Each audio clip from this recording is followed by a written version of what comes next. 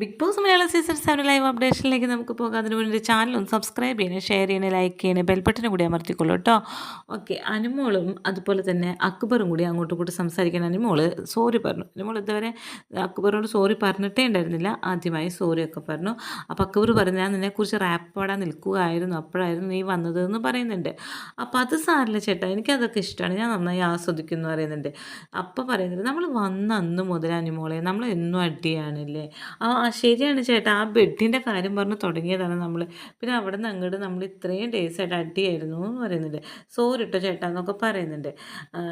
അപ്പോൾ ആ പ്രശ്നം അന്ന് ഇതുപോലെ ബസ്സിൻ്റെ ബാക്കിൽ നിൽക്കുന്ന ആൾക്കാർ എന്നും പറഞ്ഞ് ഞാൻ ചേട്ടനെ ഇതാക്കിയല്ലോ. അതെന്തുകൊണ്ടാ വെച്ചാൽ പൊതുവെ അങ്ങനെ വന്ന് നിൽക്കുന്ന ആൾക്കാരുണ്ടല്ലോ, അവരെ വെച്ച് പറഞ്ഞതാണ് എന്നൊക്കെ പറയുന്നുണ്ട്.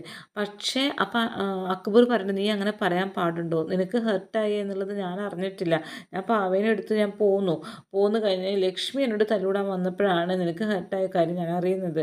അതൊരു ടാസ്ക് ആയിരുന്നു, അങ്ങനത്തെ ഒന്നും ഞാൻ വിചാരിച്ചിട്ടേ ഉണ്ടായിരുന്നില്ല എന്നൊക്കെ പറയുന്നത്. ശരിയാണ്, ആരും ബാക്കിൽ നിന്ന് തള്ളുന്നത് ഞാൻ കണ്ണാടി കൂടെ കണ്ടിരുന്നു. അക്ബർക്ക് എല്ലാം എനിക്കറിയാം. പക്ഷേ എൻ്റെ മൂക്ക് അന്ന് അവിടെ പൊട്ടലുണ്ടായിരുന്നു, എനിക്ക് സർജറി ചെയ്യണമെന്ന് പറഞ്ഞിട്ട് വന്നത്. അപ്പോൾ ഒന്നുകൂടി പൊട്ടിയപ്പോൾ എനിക്ക് കൺട്രോൾ പോയി, അതുകൊണ്ടാണ് എന്ന് പറയുന്നുണ്ട്. പിന്നെ നീ എന്നെ പല്ല് തേക്കാറില്ല, കുളിക്കാറില്ല, കണ്ടാമൃഗം, ഹിപ്പോപ്പൊട്ടാമസ് എന്നൊക്കെ വിളിക്കാറില്ല, ഇനി അതൊക്കെ വിട്ട് കളഞ്ഞ കേസാണ് എന്നൊക്കെ പറയുന്നുണ്ട്. അപ്പോൾ സോറി ചേട്ടാ, അങ്ങനെയൊന്നും ഇനി പറഞ്ഞില്ല എന്നൊക്കെ പറയുന്നുണ്ട്. പിന്നെ നിന്നെക്കുറിച്ച് ഞാൻ ഇതുവരെ വേണ്ടാതിനും പറഞ്ഞിട്ടില്ലല്ലോ, നീ ഓർക്കുന്നുണ്ടോ, നിന്നെക്കുറിച്ച് എന്തെങ്കിലും വേണ്ടാതിനും പറഞ്ഞിട്ടുണ്ടോ, ഞാൻ റാപ്പ് പാടും എന്നല്ലാതെ വേറെ ഒന്നും ഞാൻ വേണ്ടാതിനും പറഞ്ഞിട്ടില്ല എന്ന് പറയുന്നത്. ഇപ്പം ഞാൻ വില്ലനാണ്, അനുമോളുടെ വില്ലൻ, അതുപോലെ ഷാനവാസിൻ്റെ വില്ലൻ, അനീഷിൻ്റെ വില്ലൻ, 3 പേരുടെ വില്ലനാണ് ഞാൻ. അപ്പോൾ ഇവർ 3 പേരും ഫസ്റ്റ് സെക്കൻഡ് തേർഡ് സ്ഥാനത്ത് വരികയാണെങ്കിലും ആ വില്ലനും വരൻ്റെ ഒപ്പം എന്നുള്ള ലെവലിൽ അതിലോട് അക്ബർ പറഞ്ഞു നിർത്തുന്നുണ്ട്. ശരിയാണ്, വില്ലനും കൂടി വരേണ്ടതാണ് ഫൈനൽ 5-ൽ. ഇവർ 3 പേരും വിറപ്പിച്ച് നിർത്തിയിരുന്ന ആളാണ് നമ്മുടെ അക്ബർ.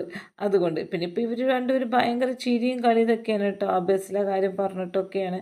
അതങ്ങനെ ഞാൻ പറയാൻ പാടില്ലായിരുന്നു എന്നൊക്കെ അനുമോൾ പറയുന്നുണ്ട് കേട്ടോ.